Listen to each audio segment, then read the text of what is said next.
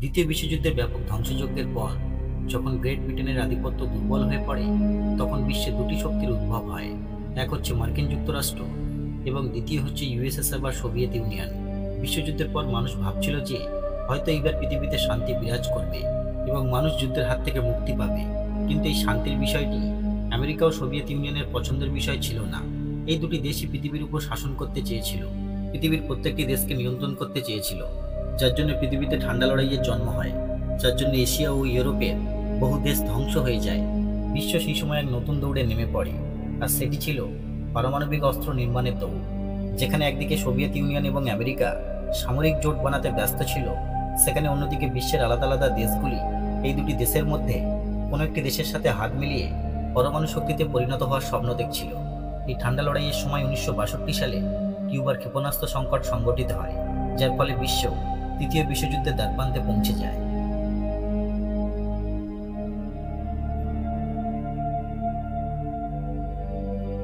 October 1962 সালে আমেরিকার নৌবাহিনীর যুদ্ধজাহাজ ক্যারিবিয়ান সাগরে সোভিয়েত ইউনিয়নের একটি সাবমেরিনকে শনাক্ত করে, যেটি কিউবাকে সাহায্য করার জন্য সেখানে গিয়েছিল। এই সাবমেরিনে পারমাণবিক হাতিয়ার ছিল। সেই সময় আমেরিকার নৌবাহিনীর যুদ্ধজাহাজ সোভিয়েত ইউনিয়নের B-59 সাবমেরিনকে শনাক্ত করে এবং তার উপর সিগন্যালিং ডেপথ চার্জ দিয়ে আক্রমণ করা শুরু করে, যার জন্য সাবমেরিনের যোগাযোগ ব্যবস্থা মস্কো থেকে কেটে যায় এবং রেডিও সিগন্যালও বন্ধ হয়ে যায়। সাবমেরিনের কমান্ডার মনে করে যে তারা হামলার শিকার হয়েছে। এইসব অফিসারদের নির্দেশ দেওয়া হয়েছিল যে যদি কোনো অবস্থাতে মস্কোর সাথে যোগাযোগ ব্যবস্থা বিচ্ছিন্ন হয়ে যায়, তাহলে পরিস্থিতির গুরুত্ব মেপে তারা পারমাণবিক মিসাইল ছেড়ে দিতে পারে। এমন উত্তেজনাপূর্ণ অবস্থায় তারা তাদের অথরিটিকে ব্যবহার করে পারমাণবিক হামলার জন্য প্রস্তুত হয়ে যায়। এটাই সেই ঐতিহাসিক মুহূর্ত ছিল যখন বিশ্ব পারমাণবিক যুদ্ধের সবচেয়ে কাছাকাছি চলে আসে। তাদের একটিমাত্র পদক্ষেপে আমেরিকা পৃথিবীর মানচিত্র থেকে মুছে যেত। দুনিয়ার চোখ সেই সময় প্রত্যেক মুহূর্তের খবরের উপর ছিল এবং মানুষ সেই সময় এই ভয়ে ছিল যে সম্ভবত একটি বোতামের ধাক্কায় সেটি তাদের জীবনের শেষ দিন হতে পারে। ইতিহাসের এই ভয়ঙ্কর মুহূর্তের সময়কে কিউবার ক্ষেপণাস্ত্র সংকট বলা হয়। কিন্তু প্রশ্ন হলো যে এমন কি হয়েছিল যার জন্য এই দুটি মহাশক্তিশালী দেশ পারমাণবিক যুদ্ধের জন্য প্রস্তুত হয়ে যায়? দ্বিতীয় বিশ্বযুদ্ধে একই সাথে লড়াই করা এই দুটি দেশ কিভাবে এবং কেন একে অপরের বিরুদ্ধে পারমাণবিক যুদ্ধে জড়িয়ে পড়ে, আর এই সব কিছুর সাথে কিউবার কি সম্পর্ক আছে এবং সবশেষে এই ঘটনার ফলাফল কি হয়, সবকিছুই জানবো আজকের এই ভিডিওতে।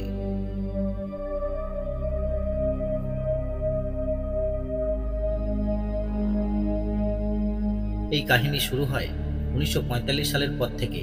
মিত্রশক্তির অধীনে একই সাথে যুদ্ধ করা সোভিয়েত ইউনিয়ন ও আমেরিকা দ্বিতীয় বিশ্বযুদ্ধে তো জয়লাভ করে, কিন্তু এই দুটি দেশ এর পরেও যুদ্ধ থেকে মুক্তি পায়নি। দ্বিতীয় বিশ্বযুদ্ধের পর এই দুটি দেশের মধ্যে আরও একটি নতুন যুদ্ধ শুরু হয়ে যায়, যা পরবর্তী 45 বছর ধরে চলে, যাকে ঠান্ডা লড়াই বলা হয়। এই সময় এই দুটি দেশ একে অপরের থেকে বেশি শক্তিশালী হওয়ার জন্য অনেক রকমের কৌশল ব্যবহার করে। এই যুদ্ধের সময় এই দুটি দেশ একে অপরের বিরুদ্ধে অস্ত্র তো ব্যবহার করেনি, কিন্তু আদর্শ বা মতাদর্শ থেকে শুরু করে মহাকাশ, অর্থনৈতিক উন্নয়ন ও অস্ত্র তৈরি করার মাধ্যমে একে অপরকে ছোট দেখানোর জন্য কোনো রকম দ্বিধাবোধ করত না। 1945 সাল থেকে শুরু হওয়া এই ঠান্ডা লড়াই পরবর্তী 45 বছর ধরে চলে। এই সময়ের মধ্যে এমন অনেক ঘটনা ঘটেছে যখন এই দুটি দেশ তাদের শক্তি প্রদর্শন করে এবং একে অপরের বিরুদ্ধে পারমাণবিক হামলার হুমকি দেয়। এইরকম উত্তেজনাপূর্ণ পরিস্থিতির চরম ফলাফল 1962 সালে পৃথিবীর সামনে আসে, যখন কিউবাকে নিয়ন্ত্রণ করার জন্য বিশ্বের সবচেয়ে শক্তিশালী দুটি দেশ একে অপরের সামনে চলে আসে। এইরকম টানটান অবস্থায় মানব সভ্যতার অস্তিত্ব বিপর্যয়ের মুখে পড়ে যায়। 1960 আস্তে আস্তে দুটি দেশই এত শক্তিশালী হয়ে যায় যে পারমাণবিক শক্তি এবং অস্ত্র উৎপাদনের মাধ্যমে একে অপরের উপর আধিপত্য বিস্তারের সুযোগ খোঁজে, আর এই সুযোগ আসে কিউবার ক্ষেপণাস্ত্র সংকটের মাধ্যমে। 1962 সালে ঠান্ডা লড়াইয়ের উত্তেজনা সবচেয়ে সর্বোচ্চ পর্যায়ে ছিল। সোভিয়েত ইউনিয়নকে আমেরিকা তার ক্ষমতার অধীনে দমন করার জন্য তার বিরুদ্ধে প্রথমেই ইটালি ও তুরস্কতে তার জুপিটার নিউক্লিয়ার মিসাইলকে ইনস্টল করে দেয়, যার পর আমেরিকা তার ক্ষমতা প্রতিষ্ঠায় সফল হয়ে যায়। এই সব কিছুর জবাবে নিকিতা ক্রুশ্চেভ সোভিয়েত ইউনিয়নকে ক্ষমতা শীর্ষে রাখার জন্য বড় বড় কথা বলেন, কিন্তু তার এই স্বপ্ন 1959 সালে তখন বাস্তবায়িত হয় যখন আমেরিকা থেকে মাত্র 90 মাইল দূরে কিউবাতে কমিউনিস্ট বিপ্লবী ফিদেল কাস্ত্রো ক্ষমতায় আসেন। নিজের প্রতিবেশী দেশে সাম্যবাদী সরকার গঠনের কারণে আমেরিকা বড় ধাক্কা খায়। সেই সময় পর্যন্ত যে কিউবা আমেরিকার কাছে হলিডে ডেস্টিনেশন ছাড়া আর কিছুই ছিল না এবং যে কিউবার অর্থনীতির চাবিকাঠি আমেরিকার হাতে ছিল, তখন সেই কিউবাই আমেরিকার হাত থেকে বেরিয়ে যেতে আরম্ভ করে। কিউবাতে আমেরিকার সমস্ত পুরনো ব্যাংক, সুগার মিল, ফ্যাক্টরি আর ক্যাসিনোকে জাতীয়করণ করা হয়। আমেরিকার পক্ষ ছেড়ে দিয়ে ফিদেল কাস্ত্রো সোভিয়েত ইউনিয়নের হাত ধরে। একই মতদর্শে বিশ্বাসী কিউবা ও সোভিয়েত ইউনিয়ন খুবই ঘনিষ্ঠ বন্ধু হয়ে ওঠে। ফিদেল কাস্ত্রো কিউবার সুরক্ষার জন্য আমেরিকার পরিবর্তে সোভিয়েত ইউনিয়নের পক্ষ নেয়। 1961 সালে যখন জন এফ কেনেডি আমেরিকার রাষ্ট্রপতি নির্বাচিত হন, তখন তার উপর কিউবার ক্ষেপণাস্ত্র সংকটকে সমাধান করার জন্য চাপ দেওয়া হয়। এই জন্য এপ্রিল 1961 সালে তিনি বে অফ ব্রিক্স আক্রমণের অনুমোদন দিয়ে দেন, যার মাধ্যমে 1400 সিআইএ ট্রেনিংপ্রাপ্ত নির্বাসিত ব্যক্তি ফিদেল কাস্ত্রো সরকারের পতন করার উদ্দেশ্যে কিউবাতে প্রবেশ করে। কিন্তু এই মিশন আমেরিকার জন্য একটি বিপর্যয়ে পরিণত হয়। 3 দিনের মধ্যেই এই যুদ্ধে ফিদেল কাস্ত্রো জয়লাভ করে, আর জন এফ কেনেডির জন্য এই মিশন একটি কালো অধ্যায় হিসাবে রয়ে যায়। কিউবার জয় সোভিয়েত ইউনিয়নের জন্যও গুরুত্বপূর্ণ ছিল। পশ্চিম গোলার্ধে একটি মিত্র দেশ পাওয়ার সাথে সাথে ফিদেল কাস্ত্রো ও নিকিতা ক্রুশ্চেভের মধ্যে একটি ভালো সুসম্পর্ক গড়ে ওঠে।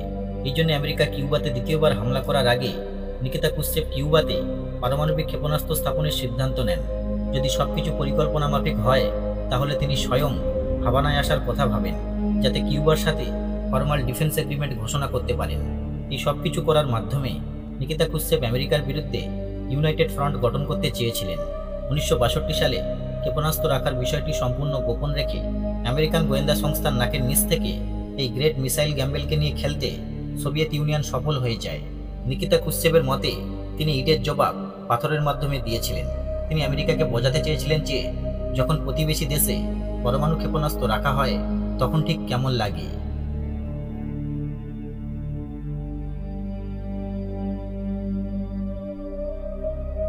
কিউবা ক্যারিবিয়ান সাগরে অবস্থিত পশ্চিম ভারতীয় দ্বীপপুঞ্জের মধ্যে সবচেয়ে বড় দ্বীপ। কৌশলগত দিক থেকে কিউবা আমেরিকার কাছে গুরুত্বপূর্ণ হওয়ার জন্য 1898 সালে আমেরিকার সমর্থনে কিউবা স্পেনের কাছ থেকে স্বাধীনতা পায়। কিন্তু এই স্বাধীনতা দেশটির ভাগ্যে ছিল না, কারণ 1898 থেকে 1902 সাল পর্যন্ত কিউবাতে আমেরিকার সামরিক বাহিনীর শাসন চলে, যার পর 1902 সালে কিউবা আনুষ্ঠানিকভাবে স্বাধীনতা পায়। এই দেশটি রিপাবলিক অফ কিউবা নামে স্বীকৃতি পায়। কিন্তু স্বাধীন হওয়ার পরেও কিউবা আমেরিকা একটি স্যাটেলাইট রাষ্ট্র হিসাবে কাজ করে। কিউবার নিজস্ব সংবিধান আমেরিকাকে তার পররাষ্ট্রনীতিতে অনেক গুরুত্বপূর্ণ সুযোগ সুবিধা দেয়, যার লাভ আমেরিকা দারুণভাবে তোলে। এই সব পরিস্থিতির মধ্যে কিউবা অর্থনৈতিক উন্নয়নে তো মনোযোগ দেয়, কিন্তু তার স্বাধীনতায় তখন বড় ধাক্কা লাগে যখন 1934 সালে আমেরিকা তার সাথে ট্রিটি অব রিলেশন স্বাক্ষর করে তার উপর অনেক বাধা নিষেধ আরোপ করে। এই চুক্তি অনুযায়ী কিউবাকে আমেরিকার নেভাল স্টেশন বানানোর জন্য নিজের দেশের অংশ দিতে হয়। এরই সাথে কিউবাতে হওয়া আমেরিকার সমস্ত রকম সামরিক পদক্ষেপকেও অনুমোদন দিতে হয়, যার ফলে আমেরিকার কাছে কিউবার সরকারের মধ্যে হস্তক্ষেপ করার অধিকার চলে আসে। এছাড়াও কিউবার উপর এই নিষেধাজ্ঞা আরোপ করা হয় যে কিউবা কোনো বিদেশি শক্তিকে তার দেশে কোনো রকম নৌঘাঁটি বানানোর অনুমোদন করতে পারবে না। একটা বড় সংঘর্ষের পরেও কিউবা শুধু আমেরিকার হাতের পুতুল হয়ে রয়ে যায়। পরিস্থিতি আরও খারাপ হয়ে যায় তখন, যখন কিউবার ক্ষমতা ফ্যালজেনিকো বাতিস্তার হাতে চলে যায়। বাতিস্তা তার নিজের দেশকেই স্বৈরাচারের মাধ্যমে দাসত্বে পরিণত করে। তার শাসনকালে কিউবাতে আমেরিকার নিয়ন্ত্রণ এতটাই বেড়ে যায় যে কিউবার 40% আখের ক্ষেত মার্কিন পুঁজিপতিদের দখলে চলে যায়। অনেকটা একই রকম অবস্থা 90% প্রফিটেবল মাইন্সের উপরেও হয়। নিজের ব্যক্তিগত স্বার্থের জন্য আমেরিকা শুধুমাত্র রাজনৈতিকভাবেই নয়, বরং অর্থনৈতিক, কৃষিগত এবং প্রাকৃতিক সম্পদের দিক থেকে কিউবাকে সম্পূর্ণরূপে ধ্বংস করে দেয়। দেশের প্রায় অধিকাংশ গবাদি পশুর খামারের উপর আমেরিকার নিয়ন্ত্রণ ছিল। কিউবার শিল্প পর্যন্ত আমেরিকার হাতে চলে যায়। কিউবার কাছে স্বাধীনতা তো ছিল, কিন্তু দাসত্ব থেকে মুক্তি হওয়া তখন কিউবার ভাগ্যে ছিল না। কিউবানরা নিজের দেশেই দারিদ্র, অনাহার এবং রোগগ্রস্ত হয়ে কোনো রকমের জীবনযাপন করে। কর্ম না থাকার জন্যে মানুষ মদ, ড্রাগ ও জুয়া খেলার জালে জড়িয়ে পড়ে। একজন সাধারণ মানুষের জন্যে স্বাস্থ্য সুবিধা ও বিলাসিতা হয়ে যায়। দুর্নীতি এমন পর্যায়ে পৌঁছে যায় যে মানুষ বিপ্লবের পথে পা বাড়ায়। 1953 সাল থেকে শুরু হওয়া এই বিপ্লব 1959 সাল পর্যন্ত চলে। এই বিপ্লবের মাধ্যমে কিউবাতে একটি নতুন লিডারের জন্ম হয়, যার নাম ছিল ফিদেল কাস্ত্রো, যিনি পরবর্তীকালে কিউবার রাষ্ট্রপতি পদ গ্রহণ করেন এবং নতুন সরকার গঠন করেন। সাম্যবাদ মতাদর্শের দিকে ঝুঁকে থাকার জন্য নতুন কিউবার সরকারকে সোভিয়েত ইউনিয়ন অনেক সমর্থন করে। কিউবা ও সোভিয়েত ইউনিয়ন মিত্র দেশে পরিণত হয়। এছাড়াও ফিদেল কাস্ত্রো কিউবাতে আমেরিকার নিয়ন্ত্রণের উপর বড় আঘাত হানে। তিনি কিউবাতে আমেরিকার সম্পত্তিকে বাজেয়াপ্ত করে জাতীয়করণ করে দেয়, যার ফলে সমস্ত আমেরিকান বাণিজ্যিক প্রতিষ্ঠান কিউবার নিয়ন্ত্রণে চলে আসে। সুগার মিল থেকে শুরু করে কলকারখানা, খনি, রেলপথ পরিবহন সবকিছু কিউবার সরকারের হাতে চলে আসে, যার ফলে আমেরিকা কিউবার উপর ক্ষোভে ফেটে পড়ে। উপর থেকে সোভিয়েত ইউনিয়নের সাথে কিউবার ভালো সম্পর্ক আমেরিকার জন্য মাথা ব্যথার কারণ হয়ে ওঠে। শত্রুদের সোভিয়েত ইউনিয়নের সাথে কিউবার সম্পর্ক আমেরিকার চোখে এতটাই লাগে যে 1960 সালে মার্কিন president Dwight D Eisenhower Cuban সরকারকে উবড়ে ফেলার জন্য কিউবান রিফিউজির একটি গ্রুপকে সিআইএর আন্ডারে ট্রেনিং দেওয়ার পরিকল্পনাকে অনুমোদন দিয়ে দেন। এছাড়াও তিনি কিউবার বিরুদ্ধে এমবার্গো ঘোষণা করেন, যার মাধ্যমে আমেরিকা কিউবার উপর বহু নিষেধাজ্ঞা জারি করে। দুটি দেশের মধ্যে ব্যবসা বাণিজ্য বন্ধ হয়ে যায়। আমেরিকাতে কিউবার সমস্ত সম্পত্তি ফ্রিজ করে দেওয়া হয়। 1961 সালে আস্তে আস্তে আমেরিকা তার দূতাবাস কিউবায় বন্ধ করে দেয়। কিউবার সাথে সমস্ত রকম কূটনৈতিক সম্পর্ক ছিন্ন হয়ে যায়। কিউবার সরকারকেও আমেরিকা স্বীকৃতি দেওয়া বন্ধ করে দেয়। সবকিছু করার পরেও যখন বিষয়টি সুরাহা না হয়, তখন আমেরিকা কিউবাকে হামলা করার জন্য প্রস্তুত হয়ে যায়। 1961 সালে জন এফ কেনেডি আমেরিকার 35তম রাষ্ট্রপতি হওয়ার সুযোগ পান। কেনেডি রাষ্ট্রপতি হওয়ার সাথে সাথে 1400 কিউবার নির্বাসিত সিআইএর আন্ডারে ট্রেনিংপ্রাপ্ত হয়ে কিউবাকে আক্রমণ করার জন্য প্রস্তুত হয়ে যায়। এদের মূল উদ্দেশ্য ছিল ফিদেল কাস্ত্রোর সরকারকে পতন করানো, যার জন্য তারা কিউবার দক্ষিণ পশ্চিম উপকূল বে অফ পিক্সে ল্যান্ড করে। ল্যান্ড করার সাথে সাথে সেখানকার স্থানীয় জেলেরা তাদেরকে চিনতে পারে এবং তাদের উপর গুলি চালায়, যার ফলে কিউবার সেনাবাহিনী অ্যালার্ট হয়ে যায় এবং আমেরিকা থেকে আসা বিদ্রোহীদের উপর আক্রমণ করে। বিদ্রোহীদের পরাজয় দেখে আমেরিকা তার নিজের নামকে বাঁচানোর জন্য আক্রমণ থেকে ব্যাকআউট করে নেয়। ফিদেল কাস্ত্রো এই আক্রমণকে মোকাবিলা করার দায়িত্ব নিজের কাঁধে নিয়ে নেন, আর মাত্র 3 দিনের মধ্যে এই লড়াই শেষ হয়ে যায়। আমেরিকার এই ব্যর্থ আক্রমণকে ফেল্ড বে অফ পিক্স ইনভেশন বলা হয়।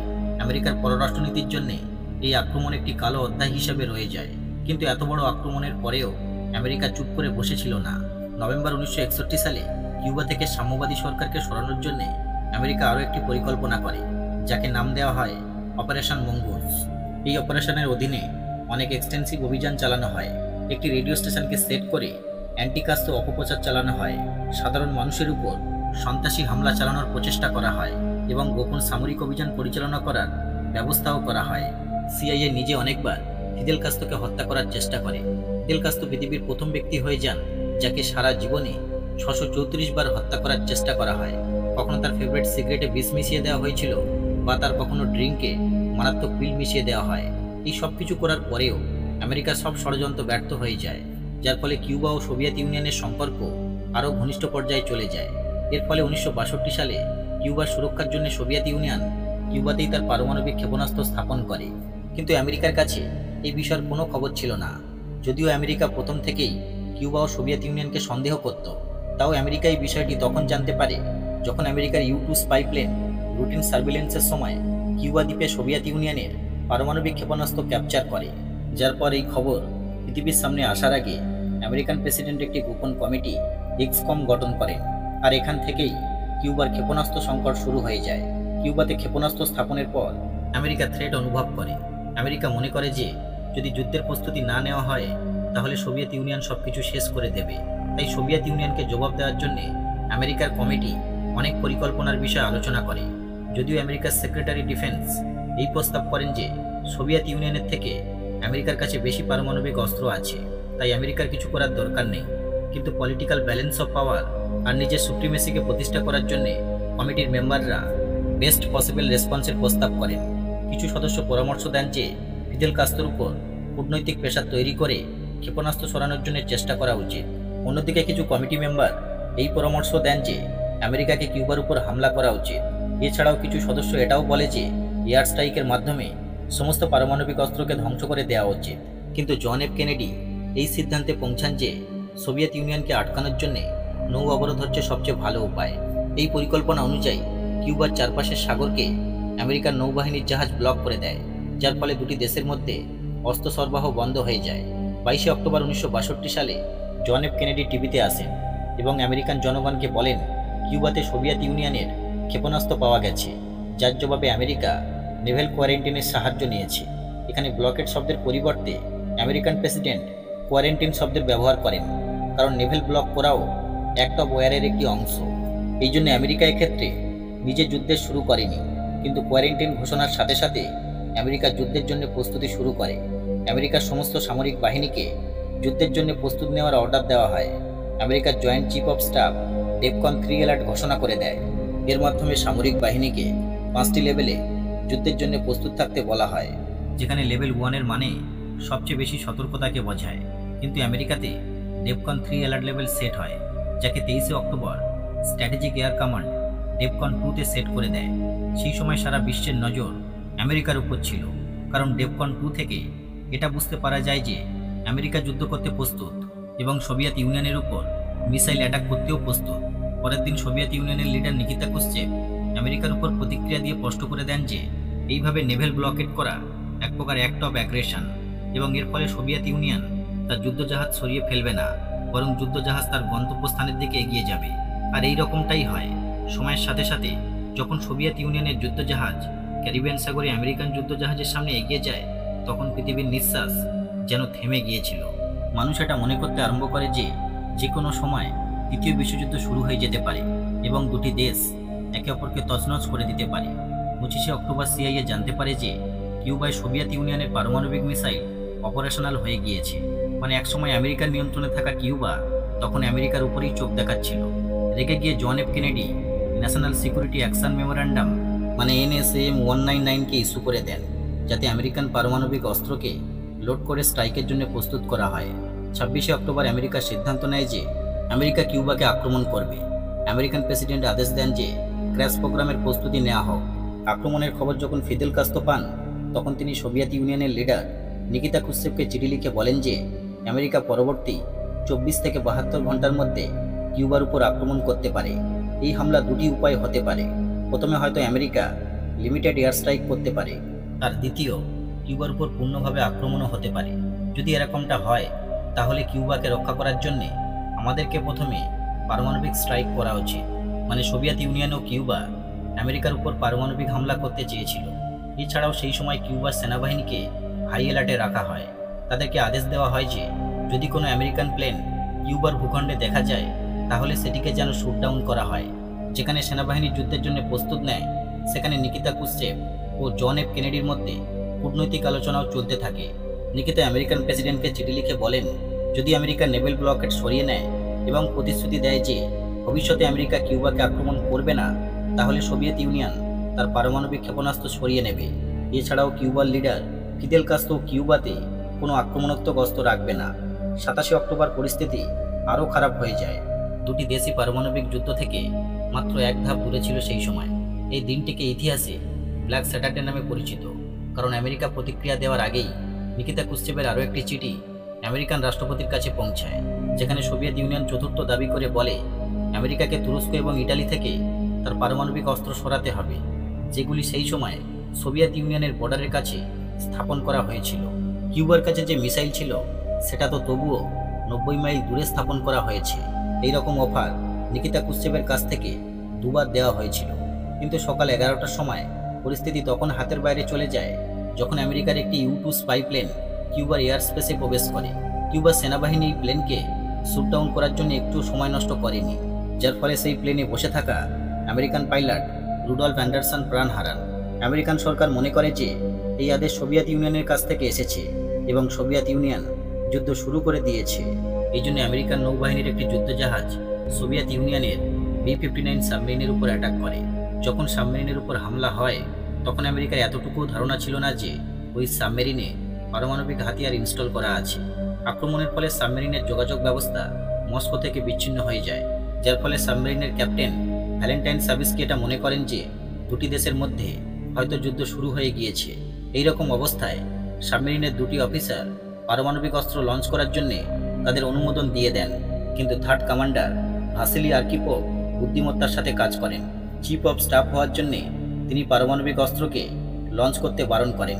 তিনি কমান্ডারদের বোঝান যে এত তাড়াতাড়ি পারমাণবিক হাতিয়ার ব্যবহার করার ফলে বিশ্বে পারমাণবিক যুদ্ধ শুরু হয়ে যাবে, যা সারা বিশ্বের জন্য ভয়ানক হতে পারে।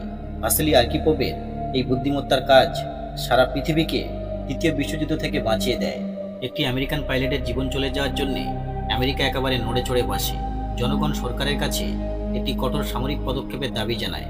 মিডিয়া জন এফ কেনেডির উপর চাপ সৃষ্টি করে। এত কঠিন পরিস্থিতিতে আমেরিকান প্রেসিডেন্ট তাও যুদ্ধের অপশনকে বেছে নেননি। তিনি তখনও আলোচনার জন্য প্রস্তুত ছিলেন। President John F Kennedy Soviet ইউনিয়নের তুরস্ক ইটালি থেকে পারমাণবিক ক্ষেপণাস্ত্র সরিয়ে নেওয়ার দাবিকে বৈধ বলে বিবেচনা করেন, কিন্তু পাবলিক প্রেসারের জন্য তিনি কোনো দাবিকে মানতে রাজি ছিলেন না। দুটি দেশের আলোচনা যখন কোনো সিদ্ধান্তে না পৌঁছায়, তখন সবাই মনে করে যে এই সমস্যার সমাধান কেবল যুদ্ধের মাধ্যমে পাওয়া যাবে। এই সময়ের মধ্যে রাশিয়ান রাষ্ট্রদূত আনাতোলি দোব্রিনিন এবং আমেরিকান প্রেসিডেন্টের ভাই রবার্ট কেনেডির মধ্যে একটি গোপন বৈঠক হয়, যেখানে এই সমাধান বেরিয়ে আসে যে সোভিয়েত ইউনিয়নের চতুর্থ দাবিকে মেনে নেওয়া হবে, মানে আমেরিকা তুরস্ক ইটালি থেকে তার পারমাণবিক ক্ষেপণাস্ত্র সরিয়ে নেবে, কিন্তু এই কাজটি গোপনীয়তার সাথে করা হবে। এই দাবিকে কখনো জনগণের সামনে ঘোষণা করা যাবে না যে আমেরিকা সোভিয়েত ইউনিয়নের দাবিকে মেনে নিয়েছে। এই আলোচনার প্রত্যক্ষ প্রভাব নিকিতা ক্রুশ্চেভের উপর পড়তে পারত, কেননা তাকে সোভিয়েত ইউনিয়নের 4টি দাবিকে প্রকাশ্যে তুলে নিতে হয়। যদিও গোপনে তার দাবিকে পূরণ করা হয়েছিল, কিন্তু এই সব কিছুর ফলে নিকিতা ক্রুশ্চেভের ইমেজ খারাপ হয়ে যায়। তাও তিনি এই কাজের জন্য সবুজ সংকেত দিয়ে দেন। আমেরিকান জনগণ মনে করে যে সোভিয়েত ইউনিয়ন তাদের সামনে মাথা নত করেছে, আর নিকিতা ক্রুশ্চেভ একজন পরাজিত লিডার। কিন্তু বাস্তবে তিনি এমন একজন নায়ক হিসেবে আবির্ভূত হন, যিনি পিছনে থাকা ভাবমূর্তি ফেলে দিয়ে এই বিশ্বকে পারমাণবিক যুদ্ধ থেকে বাঁচিয়েছিলেন। 28 অক্টোবর সোভিয়েত ইউনিয়নের লিডার প্রকাশ্যে কিউবা থেকে তাদের ক্ষেপণাস্ত্র সরানোর সিদ্ধান্তকে অনুমোদন দিয়ে দেন। রেডিও মস্কোতে তার বার্তা ব্রডকাস্ট করা হয়, যেখানে তিনি স্পষ্টভাবে বলেন যে সোভিয়েত ইউনিয়ন আমেরিকার দাবিকে স্বীকার করে নিয়েছে, তাই সোভিয়েত ইউনিয়ন কিউবা থেকে তার ক্ষেপণাস্ত্র সরিয়ে নেওয়ার জন্য প্রস্তুত। এরই সাথে আমেরিকাও প্রতিশ্রুতি দেয় যে সে আর কখনো কিউবাকে আক্রমণ করবে না। এছাড়াও নৌ অবরোধকে তুলে নেওয়া হয়। আমেরিকা গোপনে ইতালি ও তুরস্ক থেকে তার পারমাণবিক অস্ত্রকে সরিয়ে নেয়। একটি দীর্ঘ সময় ধরে এই গোপন বিষয়টি প্রকাশ্যে আসেনি, কিন্তু 25 বছর পর এই বিষয়টি জনসমক্ষে প্রকাশ করা হয়। ভবিষ্যতে যাতে এরকম পারমাণবিক যুদ্ধের পরিস্থিতি না তৈরি হয়, সেই জন্য 1963 সালে দুটি দেশ লিমিটেড টেস্ট ব্যান ট্রিটিতে স্বাক্ষর করে। দুটি দেশের মধ্যে যুদ্ধ তো শেষ হয়ে যায়, কিন্তু দুটি দেশের জনতা এই সিদ্ধান্তের জন্য প্রকাশ্যে সরকারের বিরুদ্ধে ক্ষোভ প্রদর্শন করে। বিশ্বকে পারমাণবিক যুদ্ধ থেকে বাঁচানোর জন্য সোভিয়েত ইউনিয়নের লিডারকে জনগণের চরম সমালোচনা সহ্য করতে হয়। জনগণ তাকে ব্যর্থ নেতা হিসাবে দেখে। এটা মেনে নেওয়া হয় যে নিকিতা ক্রুশ্চেভের জন্যই সোভিয়েত ইউনিয়ন আমেরিকার সামনে মাথা নত করেছে, যার জন্য এই ঘটনা ঘটার 2 বছর পর নিকিতা ক্রুশ্চেভের সরকারকে পতন করিয়ে দেওয়া হয়। জন এফ কেনেডির সমাপ্তিও খুবই খারাপভাবে হয়েছিল, কারণ পাবলিক আমেরিকান প্রেসিডেন্টের এই সিদ্ধান্তে এতই ক্ষুব্ধ হয়ে গিয়েছিল যে এই ঘটনা ঘটার 1 বছর পর তাকে প্রকাশ্যে হত্যা করা হয়। শান্তি চাওয়া কিউবার ক্ষেপণাস্ত্র সংকটের 2 নায়ককে শেষে ঘৃণার শিকার হতে হয়। আজও এটি অস্বীকার করা যাবে না যে এই দুজন নায়কের জন্যই পৃথিবী একটি ভয়ঙ্কর পারমাণবিক যুদ্ধ থেকে নিস্তার পেয়েছিল। এরই সাথে আমরা আপনাদের কাছ থেকে বিদায় নিচ্ছি। আশা করি ভিডিও আপনাদের পছন্দ হয়েছে। ভিডিওটি লাইক এবং শেয়ার করতে ভুলবেন না।